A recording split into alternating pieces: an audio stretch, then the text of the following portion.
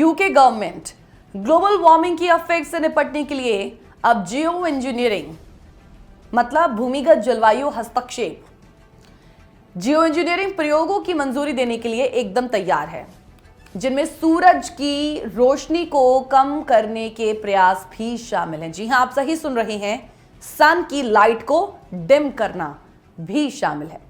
World in focus के इस segment में हम इसी पर बात करेंगे। बता दें कि इस योजना के तहत advanced research and invention agencies ने 50 मिलियन पाउंड का बजट स्केड्यूल किया है और कुछ छोटे पैमाने पर परीक्षणों की घोषणा कुछ हफ्तों में होगी। जैसे जैसे ग्लोबल वार्मिंग के इफेक्ट बढ़ रहे हैं, कुछ बैकअप योजनाओं की आवश्यकता महसूस हो रही है और दैट्स द रीजन कि कुछ वैज्ञानिक अब जियो इंजीनियरिंग परियोजनाओं पर जोर दे रहे हैं। ये ऐसी जलवायु हस्तक्षेप तकनीक है जो या तो वातावरण से कार्बन डाइऑक्साइड को हटाने या बादलों को हल्का करने जैसी तकनीकों का इस्तेमाल करती है। अधिकांश जियो इंजीनियरिंग परीक्षणों का उद्देश्य सूरज की मैक्सिमम लाइट को पृथ्वी की सतह तक पहुंचने से रोकना है।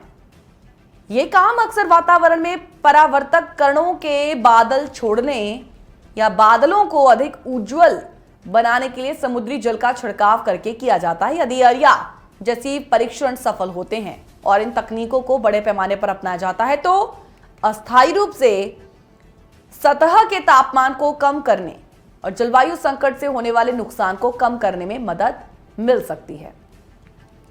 इस तरह की तकनीकों से वैश्विक कार्बन उत्सर्जन यानी कि कार्बन इमिशन को कम करने के लिए भी अधिक समय मिल सकता है और वास्तविक दुनिया में प्रारंभिक सबूत हैं जो बताते हैं कि जियो इंजीनियरिंग काम कर सकता है। समुद्रों को पार करते हुए जहाजों का इमिशन उनके ऊपर के बादलों को उज्जवल बना देता है, जिससे सूर्य की लाइट अधिक प्रभावी ढंग से चेंज होती है, परावर्तित होती है।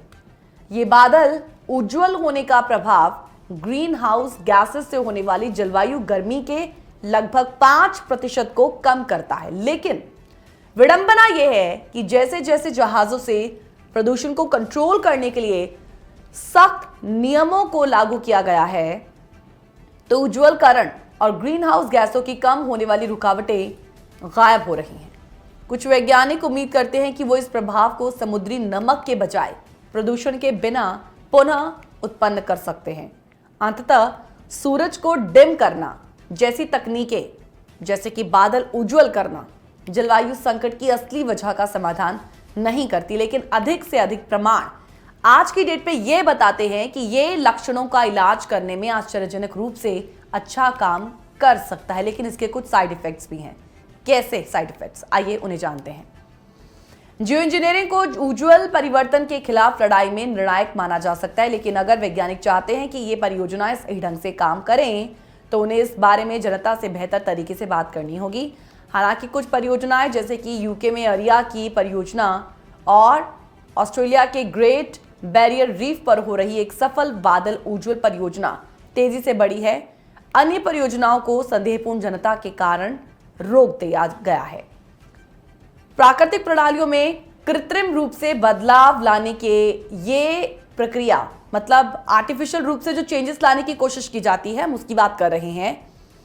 ये इसलिए ठीक नहीं लगती है क्योंकि आम लोगों का मानना है कि प्रकृति के साथ छेड़छाड़ की गई है और आगे भी इस तरीके की छेड़छाड़ की जाती है तो फिर ये प्रकृति को पूरी तरीके से नष्ट कर देगी।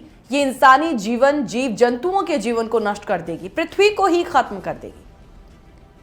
कुल मिलाकर ये ऐसे सवालों को उठाती है कि ऐसी तकनीकों का उपयोग कब, कहां और कैसे किया जाना चाहिए। ये एक जटिल प्राकृतिक प्रणालियों में छेड़छाड़ करता है जो अपरिवर्तनीय हो सकती है और इस प्रकार के जियो इंजीनियरिंग तकनीकों पर कागज और निर्णय लेने के लिए कोई अंतर्राष्ट्रीय शासन नहीं होने के कारण चरम खतरे की संभावना बनी रहती है। सौर जियो इंजीनियरिंग पर विरोध भी हो रहा है क्योंकि कई वैज्ञानिकों का मानना है कि ये इंजीनियरिंग जलवायु परिवर्तन के लक्षणों का इलाज करने के बजाय एक अस्थायी समाधान है, एक टेम्पररी सॉल्यूशन, और इसे कैंसर के इलाज के लिए एस्पिरिन लेने जैसा बताया गया है।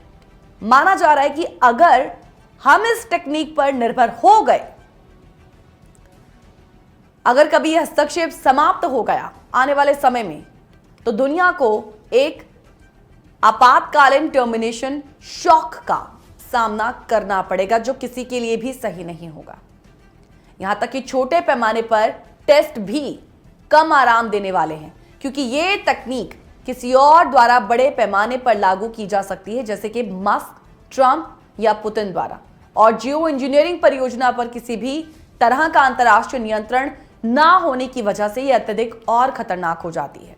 कुल मिलाकर संभावित साइड इफेक्ट्स की हमने बात की है, लेकिन जियो इंजीनियरिंग तकनीक के संभावित साइड इफेक्ट्स की अभी भी जांच हो रही है।